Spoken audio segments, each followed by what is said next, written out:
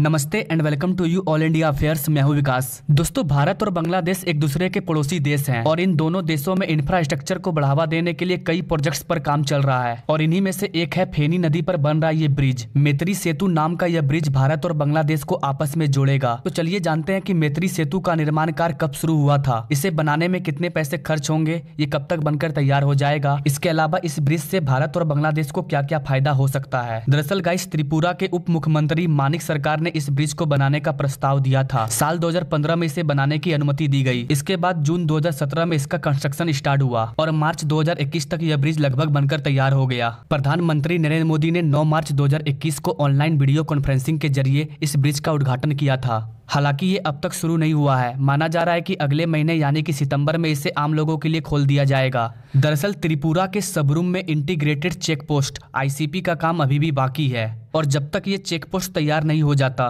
तब तक मैत्री सेतु ब्रिज को चालू नहीं किया जाएगा।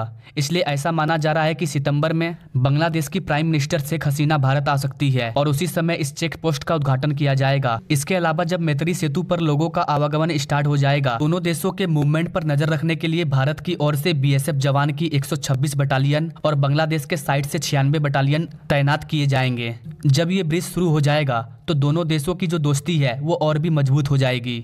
फेनी रिवर, जिस पर मैत्री सेतु का निर्माण किया जा रहा है, ये रिवर भारत और बांग्लादेश के बीच बॉर्डर का काम करती है। ये ब्रिज त्रिपुरा के सबरूम को बांग्लादेश के रामगढ़ से कनेक्ट करेगा। इसके अलावा ये ब्रिज दोनों देशों के बीच एक नया ट्रेड कॉरिडोर के रूप में काम करेगा, जो कि उत्तर भारत के राज्यों के लिए काफी मददगार साबित होगा। ये bridge national highway and infrastructure development corporation limited के द्वारा बनाया जा रहा है, जो कि एक सरकारी कंपनी है। इस ब्रिज को बनाने में 113 करोड़ रुपए खर्च हुए हैं। ये 1.9 किलोमीटर लंबा 2 लेन ब्रिज है। इस ब्रिज को गेटवे ऑफ नॉर्थ ईस्ट कहा जाता है, क्योंकि वर्तमान में इंडियन ट्रक को बांग्लादेश से होकर जाने की इजाजत नहीं है। इसके कारण उत्तर भारत के सभी राज्य बाकी राज्यों से अलग हो जाते हैं। इसके अलावा अगर सिल्लीगुड़ी कॉरिडोर से होकर जाएं तो अगरतला से कोलकाता पोर्ट तक जाने के लिए 1600 किलोमीटर की दूरी तय करनी पड़ती है, जबकि बांग्लादेश का ये रूट स्टार्ट हो जाता है तो सिर्फ 450 किलोमीटर की यात्रा करके यहाँ पहुँचा जा सकेगा। दोनों देशों के बीच गुड्स के ट्रांसपोर्ट को बढ़ावा देने के लिए बांग्लादेश गवर्नमेंट ने त्रिपुरा और दूसरे राज्यों में 2 मेजर पोर्ट्स और 4 ट्रांसपोर्टेशनल रूट का एक्सेस भारत को दिया है। इस पोर्ट तक ट्रांसपोर्टेशन को बढ़ावा देने के लिए सबरूम में एक मल्टी मॉडल ट्रांजिट हब भी डेवलप किया जा रहा है। इस हब में रोड और रेल दोनों कनेक्टिविटी होगी, जिससे गुड्स के ट्रांसपोर्टेशन को और भी फास्ट किया जाएगा।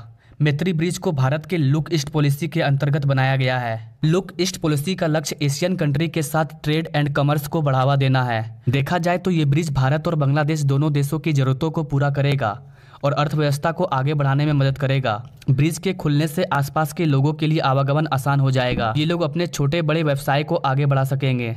इसके अलावा आने वाले सालों में और भी कंस्ट्रक्शन प्रोजेक्ट लॉन्च हो सकती है, जो रोड्स, रेलवे या फिर वाटरवेज को डेवलप करने के लिए होगा, जिसके कारण आसपास के लोगों की जीवन शैली में बड़ा बदलाव देखने को मिलेगा।